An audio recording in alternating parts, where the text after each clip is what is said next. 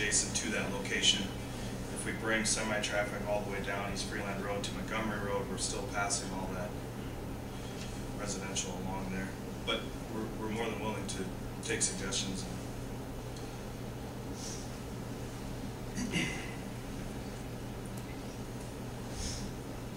Again, it's an operational thing, and it's educating truck drivers, and no matter how hard you try it, you say no trucks here, no trucks there. We reconstructed Lincoln Street. Semis went everywhere, did whatever they wanted. And maybe signage, deliveries down there or whatever to try to help that. I would agree semis right across the street from a bedroom, and it's 50 feet away, might be a little loud. I mean, we can request it, but the making of a semi-driver to do it, sometimes they'll, like you said, they do what they want anyway, no matter what we ask them to do. I mean, it's unfortunate, but we see that all the time in other locations. I had another question back there. I just had 3 comments there to that. Have any of you ever heard of Jake brake on a semi? There's already signs posted all the way up and down there, and they jack that Jake brake all the time because they have to. It's the only way they're going to get stopped. And we're going to put that traffic through there, and now we're going to let one of them turn out in front of the other one. The other thing is when you put that intersecting road directly across from there, there's no barricade, there's nothing that stops them from, well, I'm just going to drive straight through this residential area, or a sign that says no semi-traffic, to drive just straight across from there and come up and make the loop. And I would comment that with the variance that we're giving them potentially giving them in this parking area, there's a lot route to eliminate that access and entrance through there altogether. We're permanent property owners. You know, I'm a law enforcement officer in the community, so I know how hard it is to enforce those things when we put up signs for them.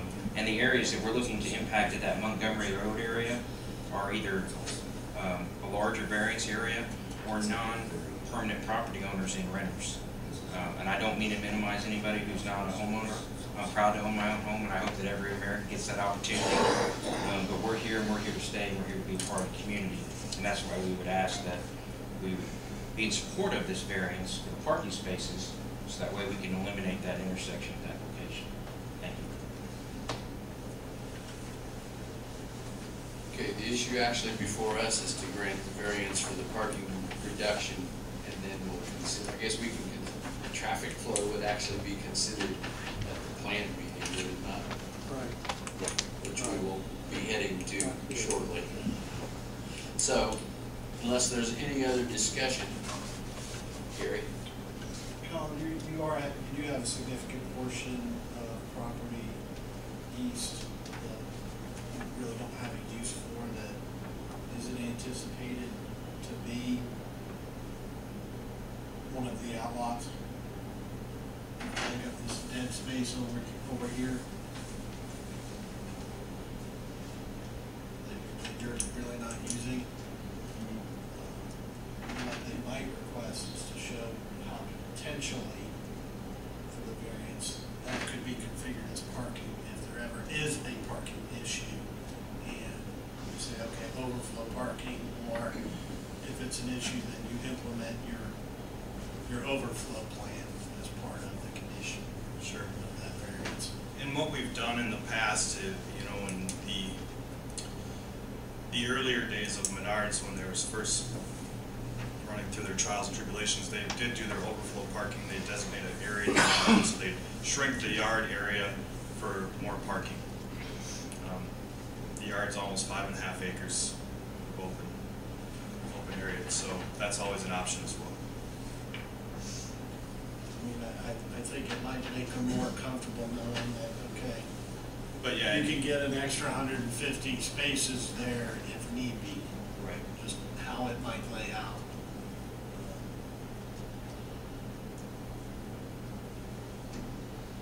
Again, it's the board's decision. I've seen it done. Yeah, and that's absolutely. The areas right now, we're so early in the process of, you know, we haven't even submitted a formal plan yet, so that area, as constrained as it is, with its unique shape, like you said, you know, the value of it as an outlot might not be, and, you know, then opening it up to additional parking is. Or just have a plan for it, and if it is determined again, you know, over a year or two of operation that that's not needed, and you do want to dispose of it as an outlot, then you've at least set it aside for a certain period to prove that you're operating and you're not under parking yourself. Sure. Any other questions or concerns? If not, I would entertain a motion. We'll make two separate ones. We're gonna have one on parking and one on signage. Okay, so I want the first one on parking, that we allow them to reduce the number from, as it's stated here, I can't find it right now, from 1,082 to 415, and I would add that we say contingent on leaving that, there is a dead space on there, that we leave that for, let's say, 2 years to allow in case we need overflow parking. Am I good with that? Yeah, the BCA has the ability to put reasonable reasonable conditions on any variance that's approved.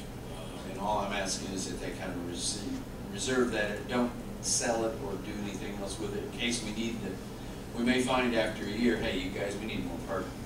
Yeah, if you're imposing that as a condition, the BCA has the ability to do I that. thought so, but I was willing to make sure. So if the board is in agreement with my limitation on using that area there, designating it to be set aside in case they need parking. How would we determine that area would be needed as parking? I think when we go out there, you find that you could never get a parking place. So this board, Well, I mean, would have the just- authority then to say, Yeah. get more parking spaces? Yeah, I think we have that authority, right, to say, look, we're getting complaints. It would be based on complaints that people are stacking up out on the road, they can't get in. Well, I think once the variance goes in permanently, I don't know that you'll have that Okay. ability to compel them to use a side lot to. So we grant conditionally, is that what, Yeah, I mean, I'm not sure. I guess that's what I'm asking. When you say conditional, you're talking about for a temporary. Right. If you're going to include that condition, then I think you are talking about a temporary. Okay. And if that's the motion, then yes. If it's just based upon what they're asking for, then you can do it permanent. May I ask a question? Yes, sir. Would we have the flexibility to, if you determined that we would need additional parking based on our use, would we have the flexibility to take it out of our yard instead of that location? Oh, I think that. As long as we're accommodating additional spots? Yes, as far as that we were correct, right, Tim, that they wouldn't have to put it in that area. If they came up with the number of spaces, it could actually be somewhere else on the property, correct? Maybe a little esoteric for me. The only reason Gary, it may be required that depending upon how they feel that they have to come in for a different variance. You can also put, they're also here for a rezone, Mm-hmm. so you can put conditions on a rezone also. Again, it's their business to operate. Not saying that they'll go out of business, but that square footage also could be reused. And whether or not it's another home improvement store or it's a cubicle farm for an insurance company, you don't know what kind of parking you might need for something like that. And again, that's why it's typically based on the building size. Again, they're seeking a fairly large variance, but again, being good stewards, I don't think you build seas of asphalt, heat island effects and everything else that they create, and you don't need it. They've got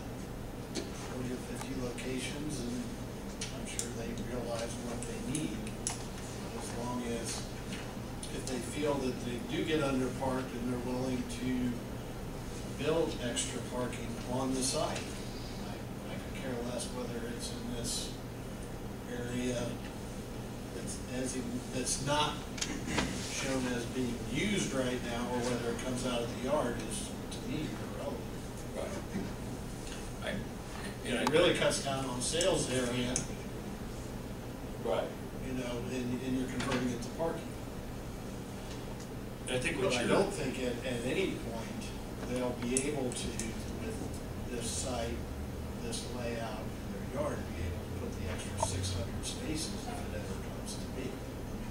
There's, you know, that's why I said maybe if they show they have the ability in this dead space right now, should it come to fruition that they could have an extra 150, or whatever it turns out to be, you're not necessarily granting a 600 space exception, you're granting a 450 space exception, because you know that if you say you need to build it, expand it out, it's a condition that they can do it. It just seems like it's right now unusable. It doesn't lend itself to outlot development. If they could fit another 100 spaces there, you know, again, they're not going to 415, they're really going to 515. They're just not constructing it all right now. Just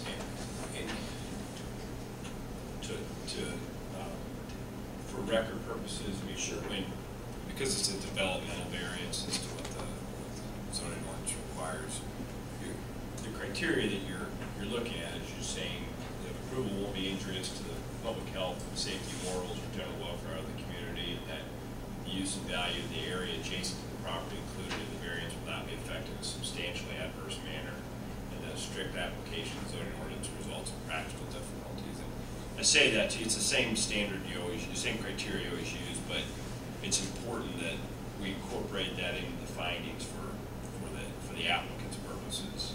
So just it's the same standard. You know, I really don't think they'd be here asking for 400 spots if their studies didn't prove. Right, I agree. That's a substantial number for them to run their business. I agree. I'm not trying, I don't think any of us are trying to tell Menard, someone that operates that many They always stores. start thinking, how many parking spots they can run their business. Right, so do I have a motion?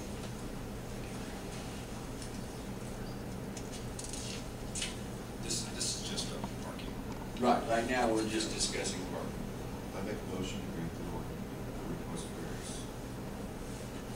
Motion's been made, do I have a second? Second. Motion's been made and seconded to grant the variance on the parking from 1,082 spaces to 415. Discussion. Yes. In terms of the flow of traffic, that's going to affect the planning commission. Yes, that will be looked at when we get done, and we go next, basically, I think we'll go back. I don't know what Glenn has in mind, but I would guess we would go. Are we gonna go back or stay here? What do you have in mind, sir? Stay For right our meeting, we'll stay here, okay. Anyway, but that'll be at the next, the traffic flow, and that will be at the plan level. We're just looking at granting them the ability to reduce the number of parking spaces, right, this second. Beyond the planning commission, city council. Right, exactly. That's all. Okay. So will you call the roll, Lisa, please? Roy, Yes. David, Yes. Steve, Yes. Kevin. Yes. Okay, we're done with that one. Now we're gonna go to signage. And it concerns two signs, one for, both of them basically over 100 square feet difference than what's allowed by ordinance. And actually, the message center isn't even addressed, though. It's not, it's forbidden in our current ordinance, I believe, isn't it? Yes, they're not permitted Without- unless they come here. for- Right. So I need the following, questions, anyone have questions about signage? We have our sign expert here too, so. If you have any questions, Menards, Colin, or Sean might try and answer if you have anything. I think this, the way I've studied this, I think this seems to fall within what we're looking at as our, in our new sign ordinances. This would be permitted, provided, of course, on the backside, they're gonna have to get NDOT permission. It's not relevant to us. But I would entertain a motion to allow this variance.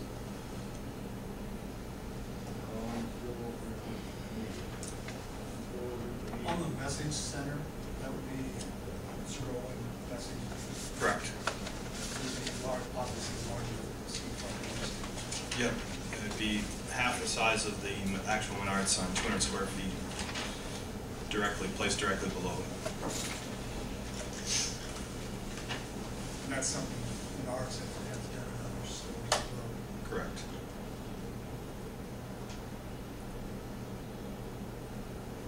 And you said both of these, They're 100 square feet bigger than allowed by ordinance at the current time.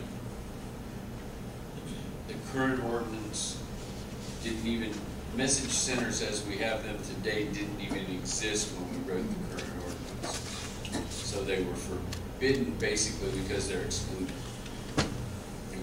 The sign business has changed, which is why we spend a lot of time at the planning commission meetings each month going over our new sign ordinance. But as of today, we don't have that yet, so we need to approve or deny this, whatever the board's consensus is, because that's the way that we have to act by the current law.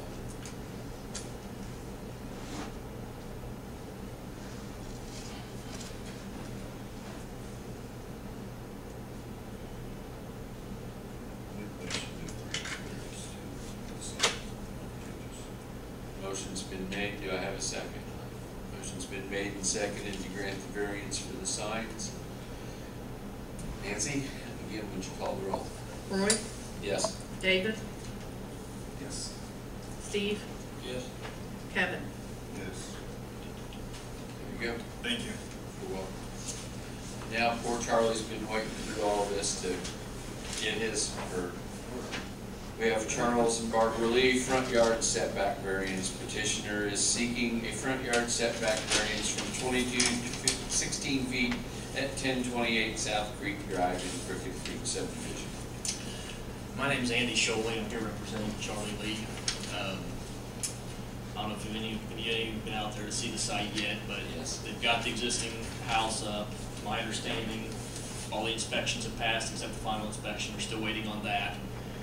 What they did in this situation is they house to the east, I believe, sits probably in violation of the 25-foot setback, and they lined up this new house, the front of it, with that to keep it all in line, uniform width, and